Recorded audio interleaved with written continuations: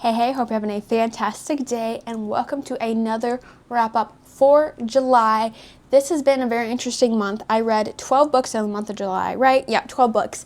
July was a bit of a rather interesting month for me. I had a family member unexpectedly pass away, so it was a bit of a weird month. Like, I still read 12 books. I definitely could have read a lot more, but going through all the things of grief and trying to get family members' stuff in order, you know how unfortunately that stuff goes. And so still trying to deal with that grief going into August.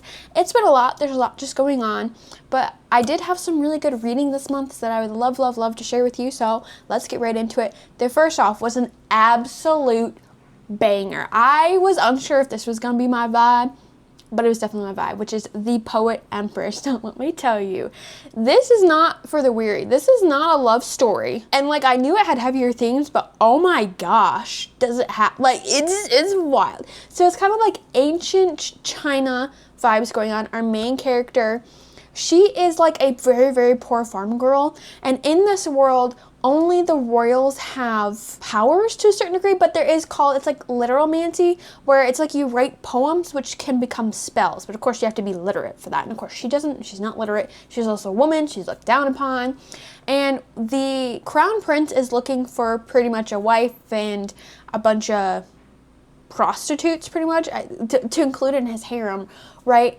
And so they come through town and they're like, hey, he wants to volunteer, I'll pick him out. And she like begs the dude, like, please take me, because this could really bless her village, because her village is like absolutely starving to death. There's not a lot of good things.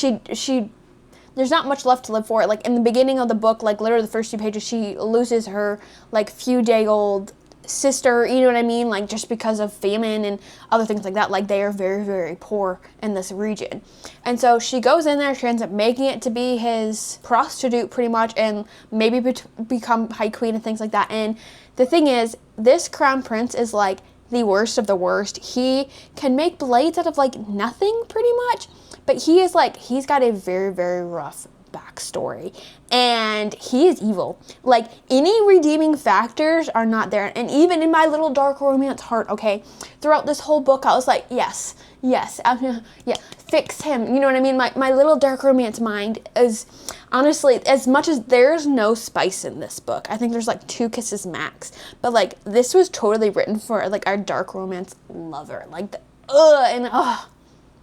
Anyway, it follows our main character around, how she's kind of going through, having to figure out all these court politics, because again, she's from the backwoods of nowhere, is illiterate. Women are not supposed to know any type of that stuff, but she does kind of take it upon herself to learn how to read, how to write, and how to perfect this like literal magic stuff where she can create poems and pretty much take down her husband, as you would call it, or because she's like head prostitute. It's a little different in ancient China vibes and things like that. But anyway, and how everything comes to be is absolutely phenomenal. This was an absolute 6-star read for me. Would I necessarily read it again? Maybe, but I would highly suggest for you to read it. Like, this is such a phenomenal book. The writing is astronomical. Like, it has you hooked from page 1 and getting you through the end. Like, the twist at the end, I would not expect that, honestly, in a million years. Like, the way the bits and bobs have come in between, oh my gosh, it was like twist after twist after twist, and you weren't expecting it, and it was beautiful. It was absolutely beautiful. If anything, put that on your TBR. If you're not sure if it's going to be your thing, it will be your thing. Like, it is beautiful fantasy world. It's so fun. The the characters are so dynamic, and it's just, there's a lot going on, but it's worth the read. Next, we have the reimagining of Thornwood House. Now, honestly, when I picked this up not that long ago, never heard of it. I just saw it on the shelf, thought it looked really cute, and this was a beautiful story. I give this one maybe a 4 stars. It was just a kind of like a regular cozy fantasy, but it had really good themes, it had a really good character development, and it was really the storyline that was what got me. It follows our main character, who is in like the magical bureau for like storms and stuff. She has like a lot of like earth powers and things of that nature, and so she signed up when she was really young to just kind of like get out of the house, and she thought she was serving her nation. And of course, like, this bureau has its own agenda and things like that, and she's tired of putting her life on the line for this. She also has a adoptive daughter that she's kind of taken on, and she just wants a different life for them outside of the city, and her not having to leave so often for all these magical disasters, and using her power for unnecessary needs and like means of power, right? Of like the politics behind it all, right? So she takes it upon herself and she goes, and this house, the Thornwood house, is a sentient house. There's only like 100 left in the world or something like that. And in order to go there, usually the people of the small village, like they pick their successor. Well, this lady didn't, who had passed away, and so this house kind of like keeps getting up and running off, and she doesn't know why, and that's kind of where it ensues from there. And it's really cute. It's really found family. It's figuring out who she is as a person, fitting into the small town world. Her development with her adoptive daughter is really interesting, because her daughter is like, I think 9 or 10, so it's a matter of like, are you my mom, are you not my mom, kind of thing. It's just, the development there is really interesting. But then the storyline behind it of like why the house is moving and like all these magical artifacts. And another really interesting part that I really liked about her magic is because it is also earth magic. It's not just about the earth and like moving things around. Like she also has some healing ability to a certain degree, because of course people are human beings as well and like part of the earth. So I thought that was an interesting aspect that I've never really seen before or heard of, you know what I mean? Like of like earth dwelling and like earth power. So I thought that was really interesting. But it just kind of follows her around, figuring out how to get trust of this sentient house, her moving in, all the small town fun stuff that's kind of going on. And it does end up becoming like a really interesting plot, and it's fun. But again, it's still very cozy fantasy, very fun vibes. It's not super high stakes, but it's enjoyable all the way through. So if you're looking for, this is like a perfect summer read, or like August to September read too. It really just encompasses like the feeling of summer and like the scenery and things like that. I think it captures it really well. Tiny bit of romance in here. It's not really spicy at all. Maybe one little chili pepper, if that. But I really like it. Again, she's just trying to find herself, trying to find a place for her and her daughter, and it's just a really, really good read. Hot for Slayer by Allie Hazelwood. I have some beef with this book because I wish this book was a full book. This is just a novella. It's like not even 100 pages, and it was fantastic. I absolutely loved it. It was so absolutely fun, bonkers, but in like the best way possible. I genuinely, the only beef I have with this book is I wish that it was longer. Like I really feel like this could have been a full book or two. So it just follows our main character, who is a vampire, and she's been like around for like hundreds of years, right? An alternative to that, there is this vampire slayer who's been after her for like a couple hundred years as well. Like, and he's like of a certain order, so like he stays alive just as long, but of course he's not like a vampire. And so things kind of ensue from there. She kind of gets herself in a situation. The slayer ends up getting some type of amnesia, and he like won't leave her alone. And so she ends up just kind of being like making up stories, and they end up kind of sort of falling in love, and things kind of ensue from there. And it's actually hilarious because she's just like, well, don't you understand this at all? And he's like, no. And he like, of course she doesn't know anything about him, even though they've been battling each other for literally centuries, like almost killing each other. They really know nothing about each other, and it's really funny, the giddiness back and forth, the character's hilarious. I really, really enjoyed it. Like it really is just, it's 100 pages. Like I read it in less than an hour and a half, maybe tops. It was so fun. I didn't want to put it down, and it was a speed read. It would be great honestly for October and things like that. But honestly, it's so fun. It's so quick. It'd be great for any time of year. But it's just a fun, enjoyable, and like the added love aspect, especially towards the end. Like once you get all the details, your like mind is blown. You're like, oh my god, love is real. Like it was great. Added to your TBR. It was fantastic. 5 stars. A Road Trip with a Vampire. Now this was one of my most anticipated new releases of the year. I finally picked it up not that long ago, and I loved it. This is my favorite of, it's a set of interconnected standalones. Was it My Vampire Plus One and My Roommate is a Vampire? Something like that. I really enjoyed both of those. I think I gave both of those like a 3.5 star. I would give this one a solid 4 stars. This one was my favorite of the series, and I really enjoyed it. Again, this is more of like a laid back contemporary fantasy romance, if that makes any sense at all. There's not like a whole lot of huge stakes going on, and it's enjoyable. It's fun, and you kind of laugh and giggle the whole time, and like the love story is really good. And I will say she amped up the spice a bit in this one. I'd give this one maybe like 2 chili peppers, amped up the spice, but it fit the characters, and I like that. So our main character, Zelda is a witch. She's been around for like a couple hundred years. She's kind of sworn off vampires at this point because like something had like gone bad in her last thing. She's like a big jokester. Well, the last 10 years she kind of fallen off the planet. She went and opened up like a yoga studio in California, just trying to get away, trying to reinvent herself and like get serious about life, even though she's like hundreds of years old, right? And then our other main character, Peter. And Peter is a vampire, but he lost his memory and he has no idea what to do.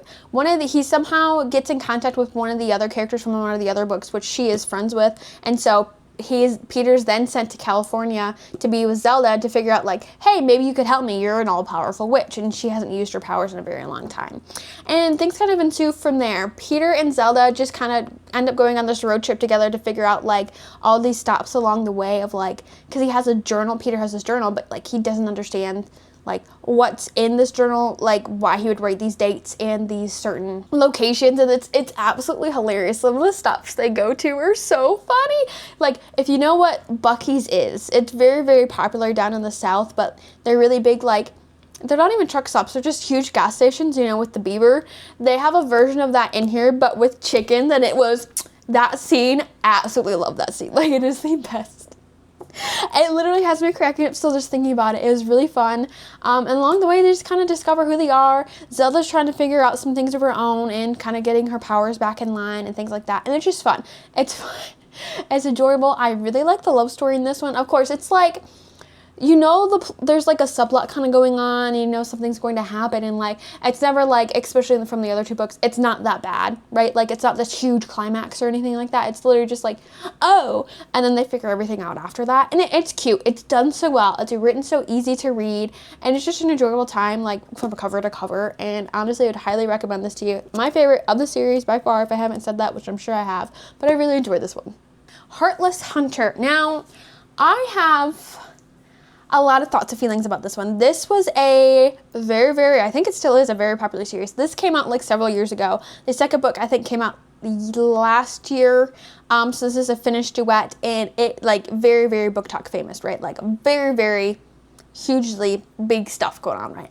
I was really hesitant to read it at the time because of how popular it was. I'm like, is it really that good? And I finally just happened to pick it up at the library this last month, and I'll be honest, it wasn't great. It was okay. First of all, I thought it was odd that it was in the young adult section, but it was a young adult book, and I didn't realize that, so I think that kind of made my expectations a little odd because I thought this was an adult fantasy.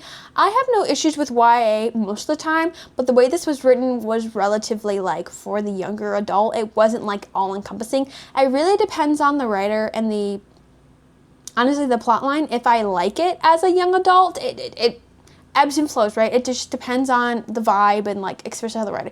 Now, this is not a poorly written book. It's just, I don't know that it was my vibe, and I had no desire to go on to book 2 to finish the story because I just felt the story was quite predictable.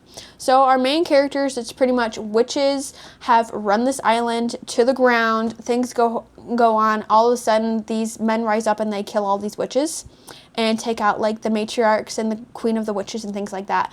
And it's now like several years later, our main character, she's like 18 years old, and she is a witch, but like nobody knows that, and she's kind of like a vigilante, and she goes and tries to save any women or men who are witches or warlocks within this island to get them off and get them to safety to the mainland. And at the same time, she's part of this like big aristocracy. She's part of the rich people, I guess you could say, and so she's like kind of like acts like she's really dull and demure and things like that, but like always gets the information that she needs to in order to do all her vigilante work and things of that sort. And then we kind of follow our other main character, who's one of the big witch hunters. He killed the witch queen, or one of the witch queens, and it kind of ensues from there. She's just trying to like save her own neck, and they're like kind of fake dating, kind of fake trying to get to know each other, but at the same time they're kind of falling in love for each other. And I mean, it was okay. It was nothing great. I think it was, I don't know. I just, at the end, I felt it was really predictable, and I hate when books are predictable. I would not even consider myself a good predicting person either, right? But the fact that I could predict like, yeah, that's gonna happen. Yeah, that's gonna happen. I just didn't enjoy that. I don't necessarily think it was worth the hype. I think maybe if I was 16 or 15 reading that for the first time, I think I would have had a much different opinion. But as an adult, I don't know, maybe not even when I was 15 or 16. Like, it was still pretty predictable in my mind. I don't think it was that special of a read, and especially for how famous and like BookTok crazy everybody was about it. I just don't think it was worth the hype, but that's just my opinion. If you're interested in it, like, the premise is good. It's not a bad book. It's just not, I wouldn't care enough to read it again or go on with the series. The Rise of Kyoshi. Now, this is part of the Avatar: The Last Airbender universe. Kyoshi was one of the avatars before Avatar Aang, and of course, the new season had just dropped on Netflix. I had watched it, and I didn't even realize they had previous books about some of the other avatars and some of the continuation of Avatar: The Last Airbender, like in book form. I had no idea. My husband and I were talking about it, and he's like, yeah, there's book. I'm like, what? So I figured I'd give it a try, see if I liked it. I will say, I just don't personally think this book is for me. I liked the universe. I like getting back into the Airbender world, right? But I think it's just Kyoshi as a character I really don't like. Like, her story is very dark. She's a very angry person, and like, in due cause, right? Because like, in due cause, she was very much screwed over her. But at the same time, I just don't think that this book is for me. I would be necessarily, I don't know if that I'd be interested in going to like maybe the other avatars. I think there's 2 or 3 other books from a few of the other avatars. It does follow along Kyoshi, kind of like from her beginnings and her discovering she is the avatar and like her fighting for her life. And I think not even halfway through it, but it's just, there's a lot of anger, there's a lot of hate. There is, should I say that? I don't want to give it away, but there was a death. I was like, ugh. But again, it adds to her story, and like, I understand why she's so angry. And again, the world is very interesting. I just don't know that I loved Kyoshi as a character to want to continue on with her story. I think if you're interested in that, go for it. But like, I still just think of Avatar: The Last Airbender. That's what I've grown up with. That's what I love and enjoy. And I think her story is just a bit too dark for my liking. So this was just not it for me, and I just DNF'd it. Seek the Traitor's Son by Veronica Roth, who wrote the Divergent series. Phenomenal. Absolutely phenomenal. This literally, chef's kiss. Like, I don't know that you could get any better in a dystopian. Truly, it's like dystopian sci-fi-ish vibes kind of going on. In this world, there's a huge virus going on.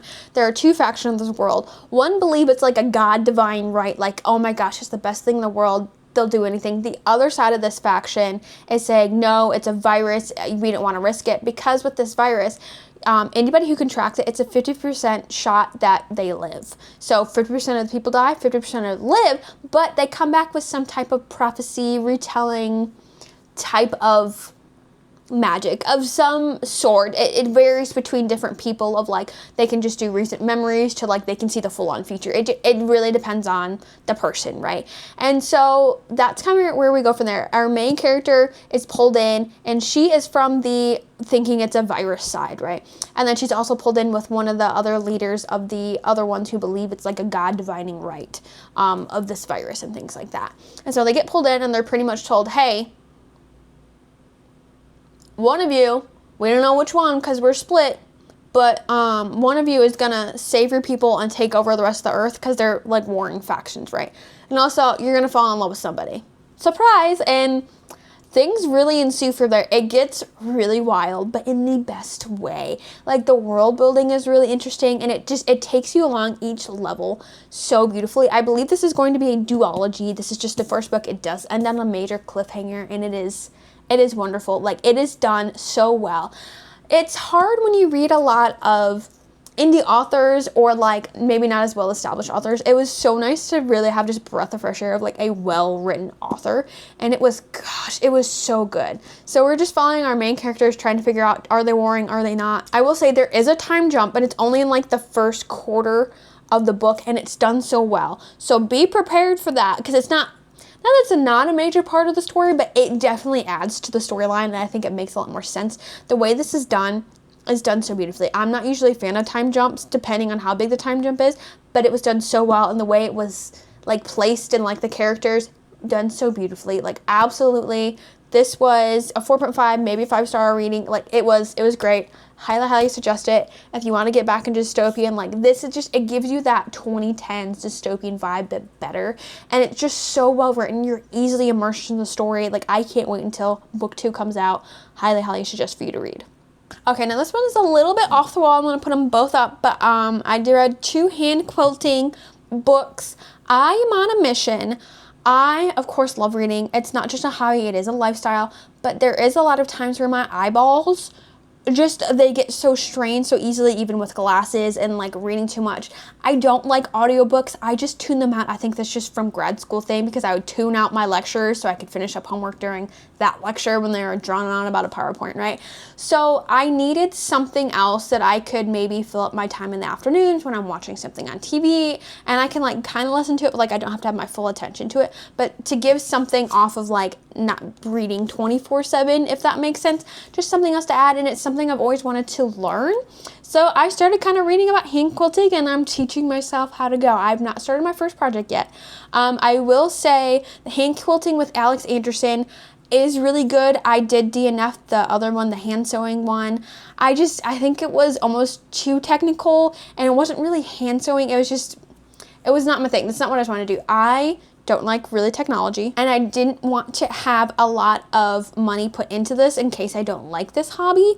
And so I am looking for only hand quilting stuff. I don't want to have a machine. I want to do all by hand, grandma style, like for things that could last for the next 100 years. Okay, maybe not 100 years, but at least for a long time, right? Something that I could take pride in, because like as much as like I take pride in reading a bunch of books, you don't get anything truly out of it or usable in a certain degree, right? Like, does that make sense? I love my Lego sets. As you see, I have several Lego sets, but once you have the Lego set, it's done and over with. You just display them. Versus this is something you could use, you could gift, you could, the list goes on. And I really feel like, let me get on my tangent here.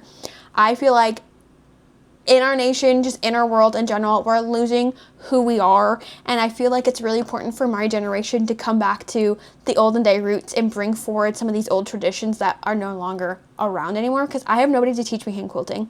Nobody in my family knows how to, which I have a small family anyway. But like a lot of these things are not in our society anymore. And I think that's a really tragic, it's just a travesty. And I think it's really important that we know how to do a lot of these certain tasks and things like that in order to still be awesome and just bring it back to the old times. Like, there's a reason it worked back then. Like, I understand there are lots of technologies and just buy stuff from the store, but it's another thing when you can physically say, like, yes, I made that blanket, it's lasted for the last 20 years, I'm super proud of it, if that makes sense at all. But I think it's really important, especially in my generation, to make sure we're bringing back some of the older generation things. And just, again, technology is great for certain things, but there's other things that are just like, you're losing traditions that shouldn't be lost. And so I'm gonna get off my soapbox now, but I'm excited to get on this journey. Let me know if you've ever hand quilted, or if like you're interested in learning too. Maybe we can be on this journey together. I'm not gonna lie, I'm really nervous. I have been practicing my running stitch and like just on like some spare fabric and things like that, and I've really been enjoying it. I haven't started a project yet fully. I wanted to get my stitch better, and I have gotten some other like fabrics and things like that of like little projects that I want to do. And I will say it's very inexpensive to get started too. Like, I didn't buy like the greatest of the great stuff. I've been kind of trying things out, and if I don't like it, I'll just send it back. But again, most of the stuff it's super cheap to get into. The biggest expense I've kind of found so far, if like I was going to do a full quilt, would have been the fabric so far. But like, needles are inexpensive, thread is pretty inexpensive, and again, it's honestly, I'm enjoying it. Like, it's fun. It's really fun. We'll continue on the journey. Check on me in a month, see how I'm feeling about my hand quilting journey. But yeah, that was really, really fun. The irresistible urge to fall for your enemy. Now again, another really popular, famous book talk book. The second book literally had just come out, and so I thought about, you know what? Maybe I should give that first book a try and see if it was worth the hype. It was okay. Like, it wasn't anything wild. It wasn't anything like, oh my gosh, I can't wait to read the next one. I will say I am interested to read the next one enough, but like, I'll get maybe a 2.5 stars. The love aspect was okay and interesting enough. It did make me giggle a few times because they like how they hate each other. So in this world, you get your powers and you're kind of like sorted into like different categories and fashions. Our main character, she is of like the healing faction, right? And you get like your sigil, what is it called? But with a pattern or whatever, like what you are on one of your hands. And so she's a healer, of course, to do no harm, yada yada yada. And our other main character, he is branded, I think, on the other hand, and like very looked down upon. They're pretty much the mercenaries and murderers of the world, but they like assassins, if you will, is like the only way to describe them. Like, they describe them to a certain degree, like pretty much the scum of the earth. You don't want to have to deal with them in any way, sort, or form. but he is having a lot of issues with his powers and things like that. And so he goes to her and she's like, hey, you're gonna fix me. I'm gonna like help you out with this. And because in this world there's a really big fever going around and killing a lot of like of the poor children and things like that, and a lot of like the lower districts that like nobody really cares about, right? And so that's where I kind of go from there. He kind of like extorts her to a certain degree, and she's like kind of relentlessly helping him, and she's having to dip into like the old ways of like healing, because like regular healing cannot heal him. He's past that. So she's trying to figure out like old ways of like the old Fey lines and old Fey healings of that sort to try and fix him. And again, it's a lot of try and error, and like they're just kind of on a journey together where they're literally hating each other. There's little things going on in between, and like the twists and turns. I will say, like, again, romance is okay. I'm more interested in what's going on with the fear background of like what's happening to all these kids, because like the doctors can't keep up with them, and the revelations that happen in this book of like how this started and like the twists and turns is really interesting and that sort. But like, again, is it a great book? No. Do I think it's worth the hype? Absolutely not. But I will be reading the second book because I am interested to kind of know what's happening. It's a good kind of silly, goofy, fun read to just kind of have fun with, like very low expectations. And again, it's easy to read. It's not really like really plot heavy there. You have to understand like what's going on in every single aspect. Like it's kind of like a flamboyant, like, okay, this is pretty good. So if you're looking for something like that, I would highly suggest that. But again, it's an okay book. Like, do I think it's necessary that you need to read before you die? Absolutely not, but it's okay. Hopeless Necromantic. This is such a sweet, fun, fantasy, kind of cozy romance to a certain degree. It is enjoyable. Definitely a bit on the inappropriate humor side. So if you're really not into inappropriate humor, you're not going to like this book. But there's quite a bit of inappropriate humor that like I'm all for, and it worked. It worked well in this book. It follows our main character. He is a necromancer. He has a really, really like huge major power, bringing people back from the dead. But pretty much in the kingdom, there's another necromancer kind of coming about, kind of trying to take over the kingdom and kill a bunch of people. And so the queen brings him in and he's like, hey, I need you to go and like do your shit and like get this dude out, right? That's kind of where we follow from here. And then we have our other main character who is a demon, and she's really looked down upon because she comes from like the demon world and like nobody can trust her, things of that sort, right? And so it's kind of like this band of like motley crew, and they're trying to go and figure out like why this dude is even trying to like kill all these people, trying to take over the kingdom, and things kind of ensue from there. It's funny, it's silly, it's goofy, it's a really good time, honestly. I say maybe 3 stars, maybe 3.5 if I'm really, no, I'd probably keep it at a 3 star. Like, it's good, but it's not like, wow. It's fun, it's enjoyable. There is going to be at least another book in this. I would be interested to read it. I think it's good enough for me and like interested in me enough to go ahead and read more into it.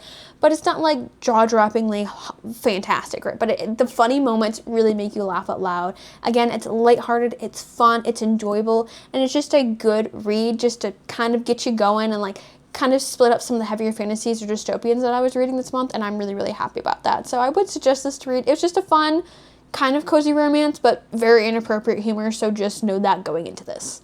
Okay, and the last book I read, absolute banger, 6-star read. Why had I not read this sooner?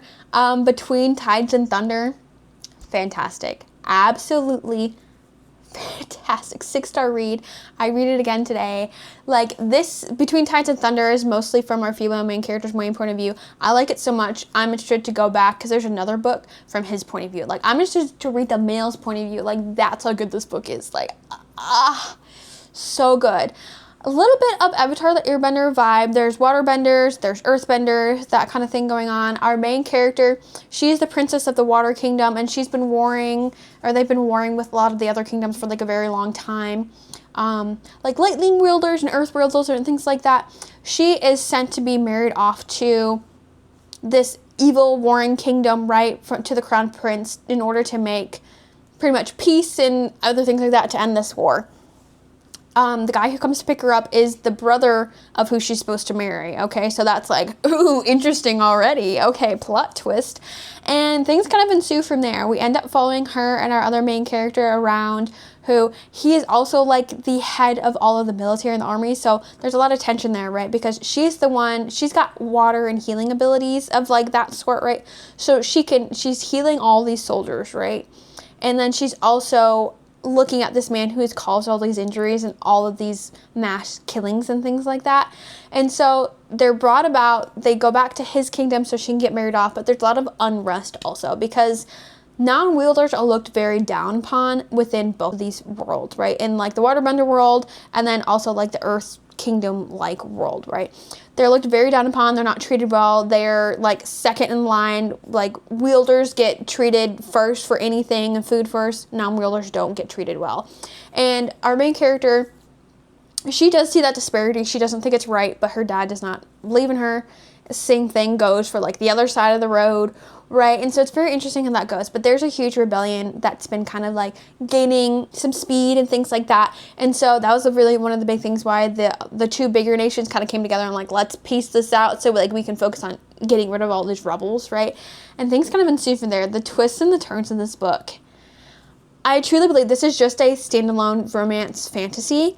I feel like I read a trilogy while reading this book in the best way possible. Like, the amount of emotions you're going through, you're like, oh my gosh, oh my god, oh my god, no. Incredible. The amount of emotions you go through, the amount of things that happen in this book. And the thing is, it's written so well. Like, is it the best written in the world? No. But the way the plot all comes together and the way it's written is so easy to read, I think is where it shines for me.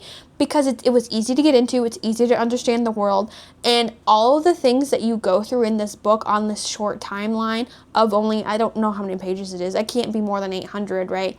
But the amount of pages you go through and all the story that you get, you really feel like you just read a trilogy, but it's only one book, and it's fantastic. Easy 6-star read. Again, I'd read it again, and I'm interested enough to like read from his point of view. It's just, it's so good. It's so good. Definitely add that to your TBR. I believe it's free on Kindle Unlimited. Yeah, that sounds right. That's how I read it. It was so good. Oh, it was so good. Absolutely loved it. Again, had a rough month, but I think I had a lot of good reads, especially that Between Tides and Thunder. Again, I had a couple of really good bangers in this book wrap-up month. Like, I really did, even though it was a rougher month. I think I had a lot of good reads. I've got a lot of good reads I'm hopeful for going into August. Let me know what your favorite read was, what you read in July, and then I will see you on the next one. Happy reading!